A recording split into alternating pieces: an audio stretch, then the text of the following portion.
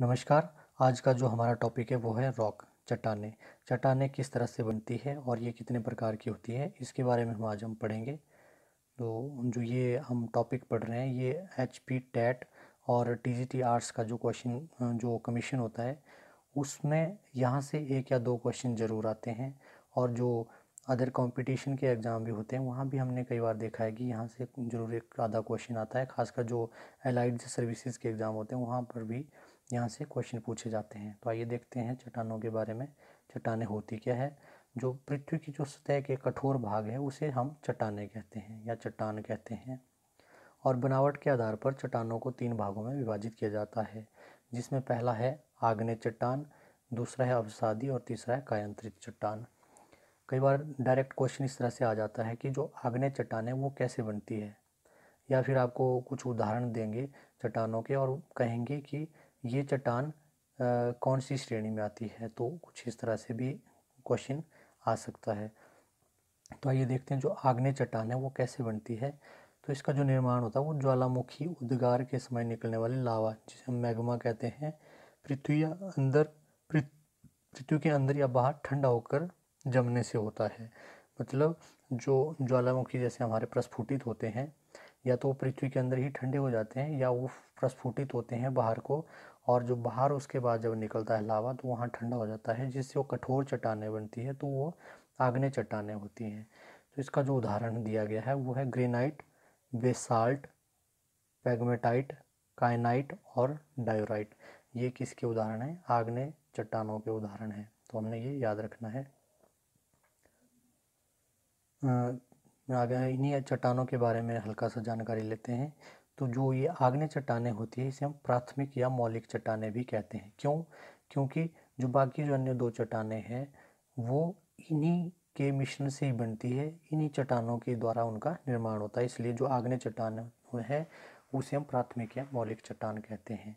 तो और जो आग्नेय चट्टान है इसमें एक विशेषता है कि इसमें जीवाश्म नहीं पाए जाते हैं, इसमें और परतों का भी अभाव रहता है। आग्नेय चट्टानों में मिलता क्या क्या है? तो इसमें एक तो लोहा और मैग्नीशियम सिलिकेट खनिज अधिक मात्रा में पाए जाते हैं। बाकी जो खनिज होते हैं वो कुछ इस तरह से लोहा, निकिल, तांबा, सीसा, जस्ता, सोना और हीरा, ये आग्नेय शैलों में पाए जाते हैं।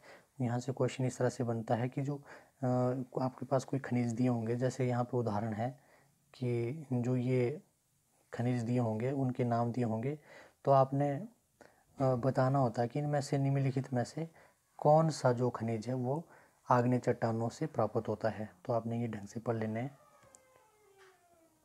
दूसरा बेसाल्ट चट्टान, ये जो बेसाल्ट चट्टान है इसके क्षरण से काली मिट्टी का निर्माण होता है, जिसे हम रेगड़ मिट्टी भी कहते हैं। और ये कहाँ कई बार हमने पढ़ा होता है कि जो काली मिट्टी है कपास की फसल के लिए काफ़ी अच्छी होती है। तो ये भी पता होना चाहिए कि जो काली मिट्टी है वो बेसाल्ट चट्टानों के क्षरण से बनती है। कोडरमा जो झारखंड में है यह यहाँ जो अभ्रक पाया जाता है तो यह पैगमेटाइट शैलों में पाया जाता है। ये चट्टानें कठोर एवं विविध रंगों के रंगों वाली होती है, ये आपने याद रखना है। जो चट्टानों की कठोरता होती है उसको हम मापते हैं मोह स्केल से। एक मोह नामक स्केल होता है जिससे हम चट्टानों की कठोरता को मापते हैं।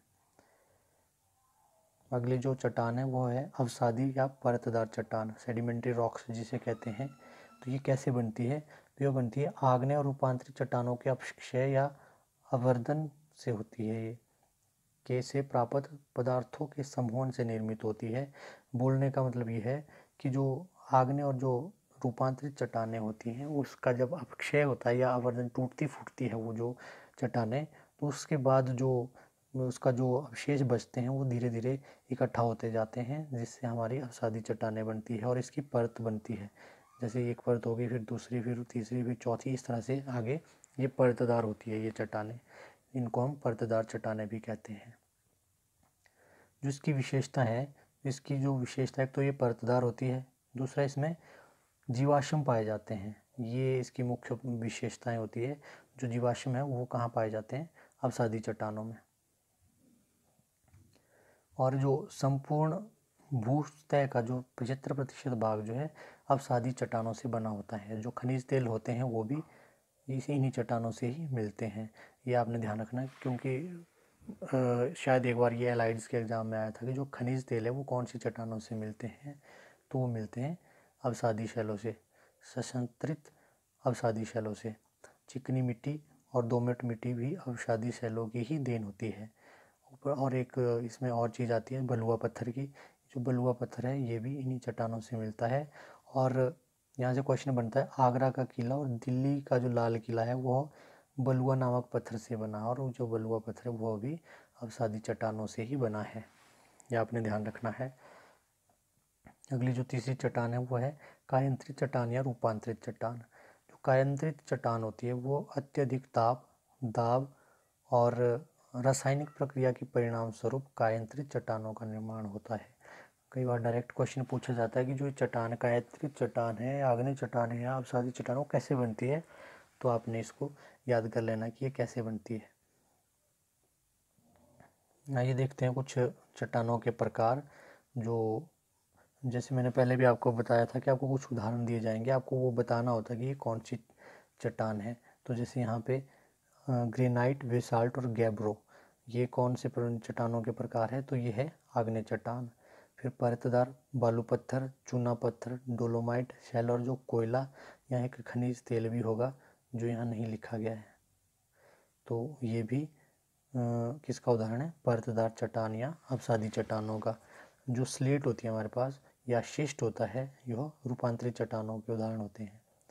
तो ये था आज का हमारा टॉपिक। मिलते हैं अगली वीडियो में किसी नए टॉपिक के साथ, तब तक के लिए थैंक यू सो मच।